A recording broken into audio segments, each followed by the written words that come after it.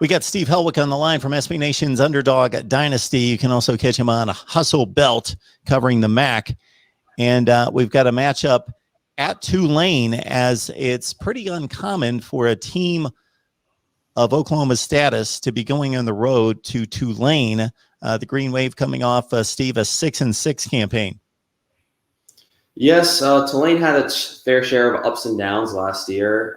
They started pretty well playing non-conference opponents, and then when they started in AAC play, they blew a 24-0 lead to Navy, and then I think they started 0-4 in conference before bouncing back at the end of the year, getting some nice wins over Army and Memphis. Willie Fritz has had some good teams. I mean, if you remember, before Fritz came to Tulane, Tulane was just an annual 3-9 team. So he's taken them a step up. But Tulane really hasn't pushed through the ceiling and joined the UCFs, the Cincinnatis, the Memphises of the conference yet.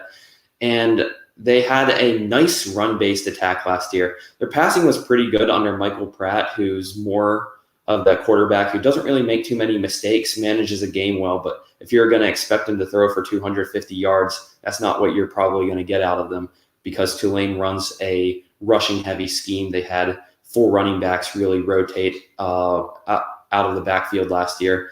I think Cameron Carroll's really the only one that's going to return to be a force.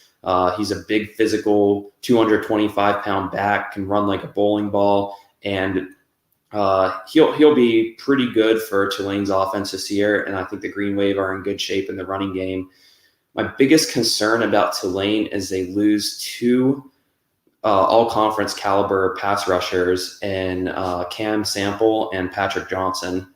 So those are going to be big losses for the Green Wave, and it's not really favorable playing Oklahoma in your first game. It's always nice to have a home game there, but the Sooners, at the end of the year, if you told me Oklahoma and Notre Dame were going to play in a bowl game, I know Notre Dame played in the playoff, there aren't too many teams I would have had beating Oklahoma. I think Oklahoma was a top 4 team at the end of the year, but obviously those September games, those losses to Kansas State and Iowa State, where Spencer Rattler was really molding into a college football player, those games counted.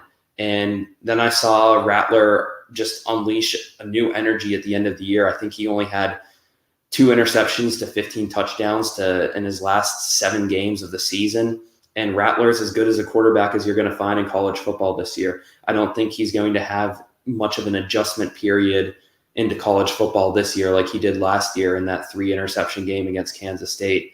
And then you get Kennedy Brooks back, who had 2 1,000-yard rushing seasons for Oklahoma. He opted out of 2020, but then you have a veteran running back returning to the backfield. I think Oklahoma's offense is in excellent shape. This is a team that I expect to be pushing for the college football playoff and possibly finish the regular season undefeated.